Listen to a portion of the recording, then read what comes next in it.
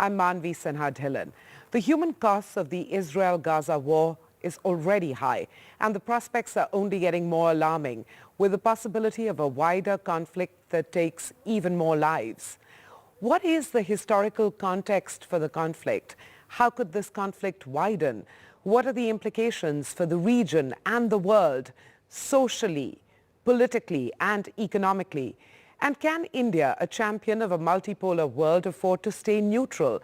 These are just some of the questions we will address today with Ian Bremmer, political scientist, author, geopolitical risk expert, and president of the Eurasia Group.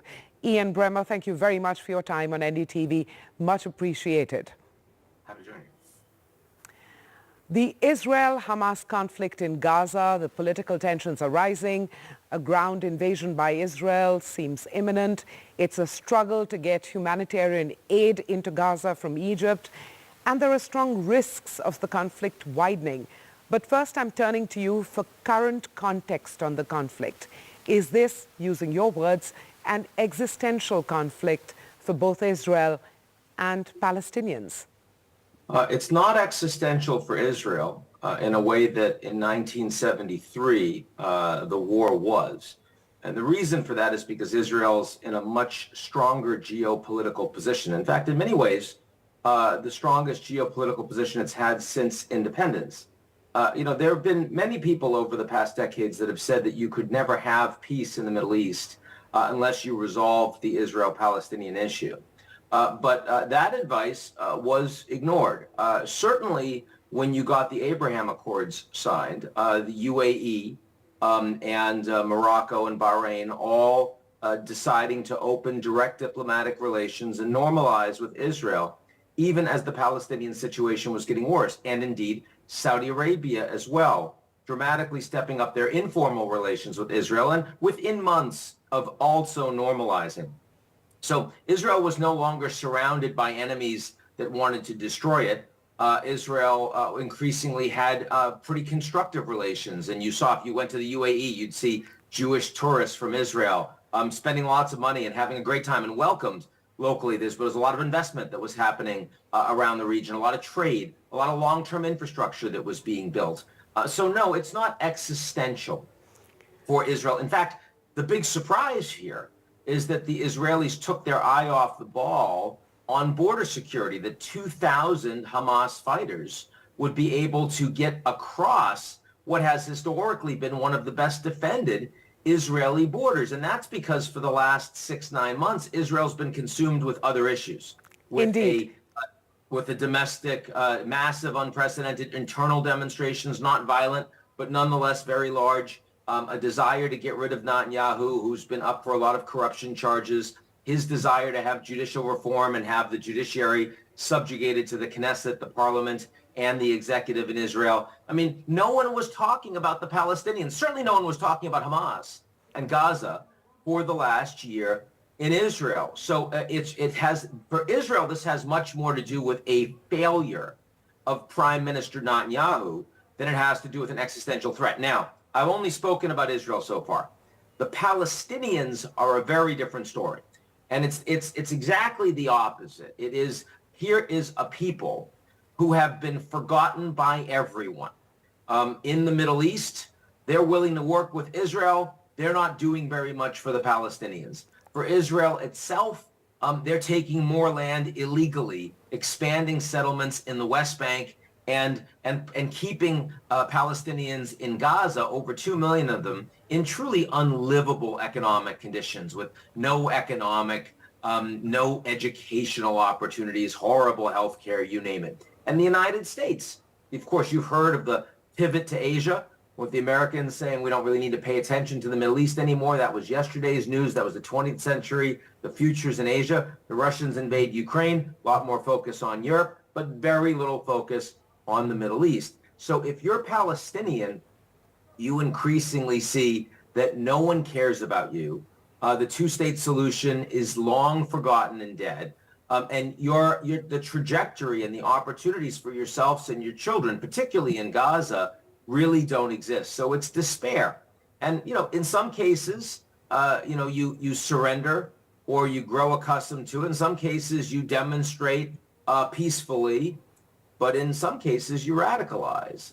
And of course, that's precisely why you've gotten so much more support for an organization like Hamas, a terrorist organization that actively targets Israeli civilians, and that its public position is that Israel has no right to exist. And so that's the, I mean, it's a little long, but if you backdrop of the Israel-Palestinian conflict, you can't quite do that in 30 seconds, And thank you for that. Much appreciated.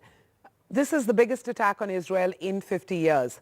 I'm trying to assess, and we're going to move faster here because there's a lot of ground to cover.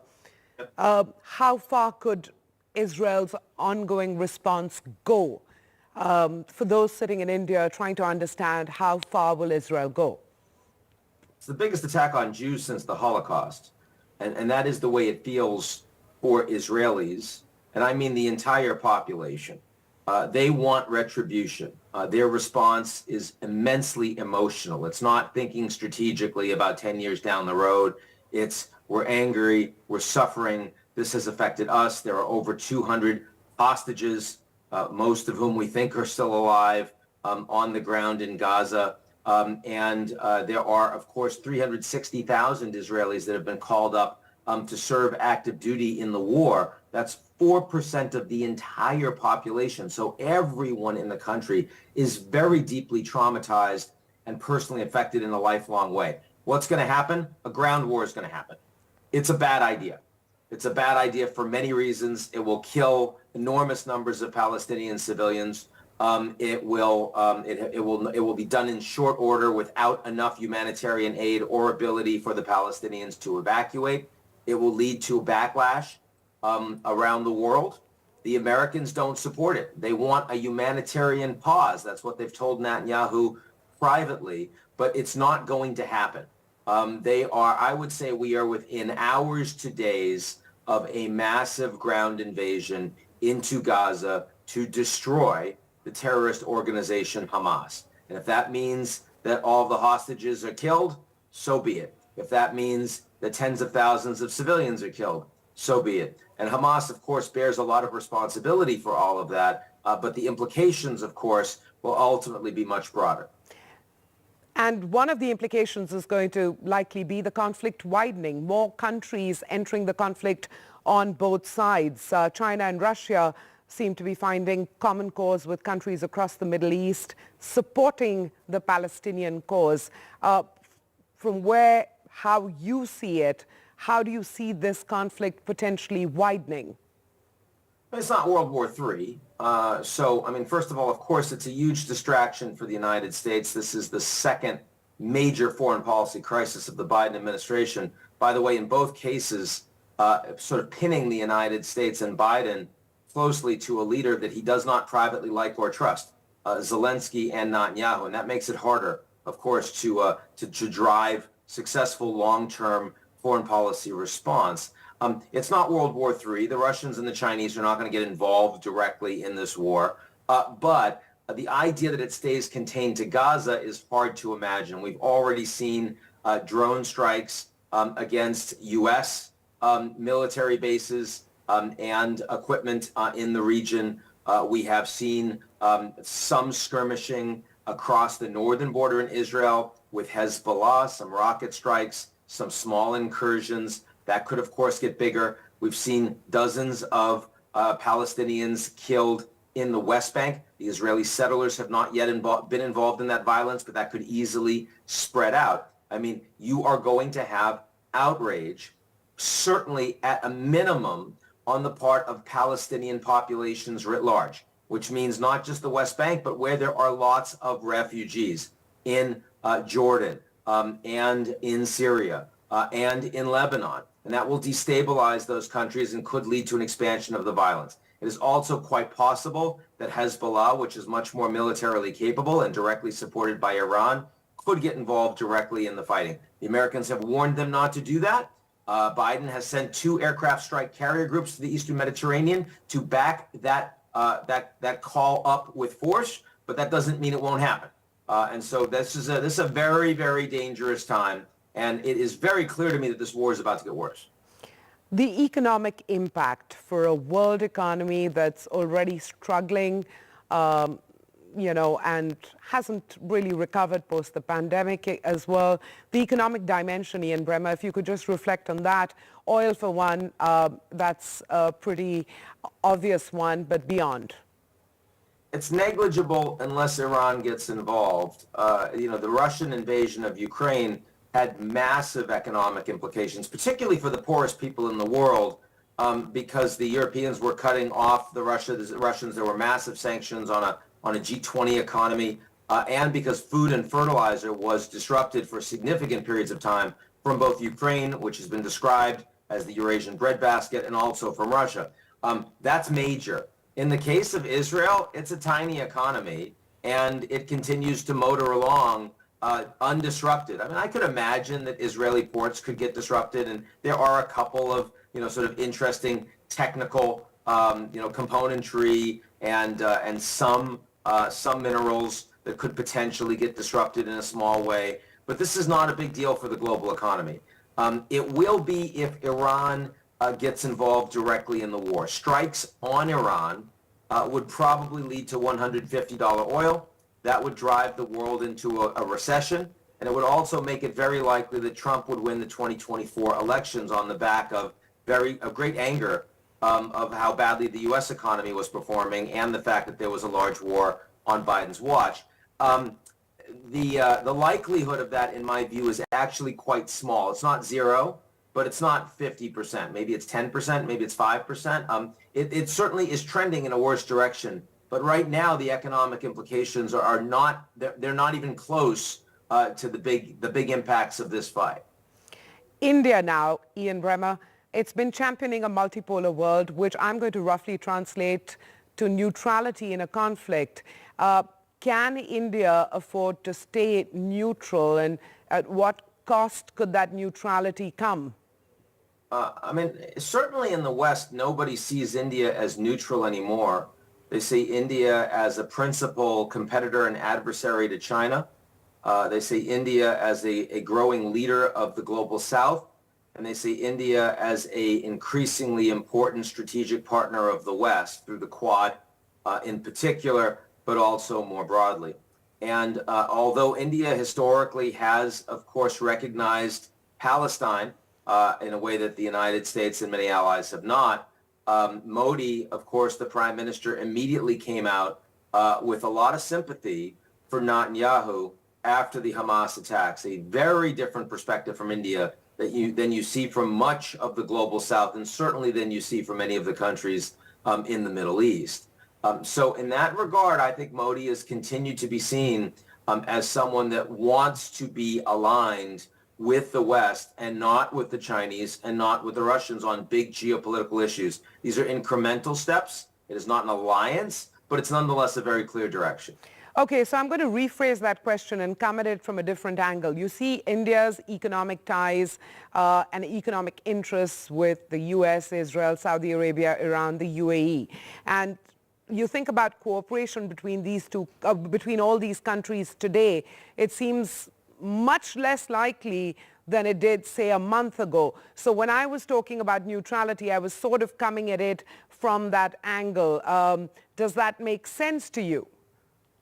Well, China, of course, recently facilitated a diplomatic breakthrough between the Iranians and the Saudis, and that's because China has a large consumption demand for energy from the region, and they're going to keep buying from Iran, and they're going to keep buying from Saudi Arabia. And at the end of the day, China's power is not principally projected through its military force. It's projected through its consumption. It's projected through its technology, through its commercial ties that are driven largely by the state. India, of course, is not an authoritarian state like China. It's a democracy. But India's projection of power globally is actually much more similar to China's than it is the United States. People aren't doing business with India because they're hoping India is going to work with them and put a military base down. They're working with India because India is the largest population in the world. It's growing at over 6% a year, and it is increasingly developing some pretty extraordinary new technologies itself. So if you are Iran or Saudi Arabia or the UAE or Israel, you have lots of reasons to continue to work with India. And I don't think that's going to change anytime soon. You know, I'm sort of hammering this point home, but I'm referring to something that happened just in September. You had India, the United States, some Europeans, some Middle East countries agree to an infrastructure corridor linking ports on India's west coast with the southern Mediterranean via Saudi railroads and the port of Haifa in Israel. This is just one example. It was a major initiative, but just one example. I'm trying to understand how tricky it could be for India to navigate these kind of relationships based on our conversation earlier today on this conflict widening and more countries taking, different roles on both sides. Yeah, and I'm telling you that I actually don't think that India is going to be pressured in the same way. I mean, you know that India is buying an immense amount of Russian oil cheaply. Yes. And that is not, I mean, people complain about it, but it's actually U.S. policy that India does that. The U.S. doesn't say it very loudly, but the fact is that if the U.S. tried to cut Russian oil off from India, it would tank the global markets. And so the Europeans have export controls, the Indians buy at a discount. But in both cases, the world needs Russian oil. We don't like Russia. We don't like what they've done. It's a dictatorship. It's led by a war criminal. That's a reality. But cutting the Russian economy off from the world economy in today's and the foreseeable environment is just not something that's going to happen. So there's actually not any serious pressure on India to cut off the Russians. Now, it's certainly true that the Russians aren't going to be buying, helicopter parts and MiGs from Russia going forward. Those relations will be much more with the United States, and you've seen the recent GE agreements with the Indians and doing more high-end technology development and production in India. That's a pretty big deal. You'll see more with the Europeans too. But in terms of the overall ability for India to conduct commercial business, non-strategic commercial business, we're not talking about 5G, we're not talking about high-end AI and applications, but just being a part of the global economy, India is not under a lot of pressure to make strategic decisions there. Okay, I'm circling back to the conflict itself. And, everything one reads and hears right now is about containing the spread of this conflict. It's not really focused on the long-term solution, the two-state solution. Right. And I'm trying to get a sense from you, Ian Bremmer, if that's just something that's kind of forgotten or shelved while everyone focuses on the here and now. Well, it's certainly shelved in the sense that in the next few weeks and months, we're talking about the potential for a broader Middle East-wide confrontation. And that is an incredibly dangerous thing that pretty much most countries in the world truly want to avoid. And in that environment, nobody's, look, the Israelis getting ready for a ground offensive. We've already got thousands of Palestinians, mostly civilians, a lot of kids dead in the last 2 weeks. In the aftermath of that, you don't have Palestinians saying, let's sit down and talk to the Israelis. You have the Israelis having faced terrorist attacks, the likes of which they have never seen. And in the aftermath of that, you've got no Jews in Israel saying, oh, let's figure out the two-state solution. But the point is still well taken, which is that the Israelis and the Jews and the Palestinians are the same people. They're fundamentally, they grew up in the same place. They've been thrown out countless times of the same region. And now they live there together, and they have for a long time. And they're not going anywhere. The Palestinians are not going to all leave Gaza. They're going to stay. It is their land. They're going to stay in the West Bank. It is their land. A lot of those refugees, particularly in Jordan, they want to return. They're not going to give that up. And the Jews aren't going to move to Alaska. They're not going anywhere. It's their land too. And so they are going to have to find a way to work together. And, here, I think President Biden really had it right. when in the speech he gave last night, which is you've got to learn the lessons from 9/11. The United States made some really big mistakes after 9/11. The country was traumatized. Everyone wanted a level of justice and revenge. And as a consequence, the Americans made some big mistakes internally in terms of the taking away, the stripping away of liberties for people, especially the targeting of civilian Muslim populations, which was truly unjust. But also, and more importantly, wars that went on for decades and caused immense amounts of human damage and ultimately failed in Iraq and Afghanistan. And right now, for the first 2 weeks after this October 7th attack, Netanyahu and his government seem hell-bent on repeating every mistake the Americans made after 9/11, but with one big difference, which is that at least the big mistakes that America made, the big mistakes America made after 9/11 were made thousands of miles away from the United States. In other words, most of the people that suffered weren't Americans. And so the United States, a big, powerful country, sort of next to Canada and Mexico, didn't have to individually deal. The citizens didn't have to deal with most of the truly tragic consequences of 20 years of war on terror, failed war on terror. The Israelis, if Israel wanted to attack Afghanistan, have at it, right? Really stupid, would cause a lot of damage, but at least wouldn't destroy Israel. The concern is that Israel is now about to make these mistakes literally in their backyard. And the consequences of that for generations will be severe. And truly, the world is standing by and really doesn't want the Israelis to make that mistake. But they are about to. I think it is incredibly sad, but they're going to do this ground invasion. And they're going to try to destroy Hamas, which has 30 to 40,000 fighters. And they're going to radicalize hundreds of thousands more Palestinians. And they're going to create, an even worse situation long term. That is my expectation right now. Ian Bremmer, I'm going to leave it at that. Thank you for the clarity that you brought to our conversation today. And, the human toll, I think, is consuming all of us based on what you have just outlined.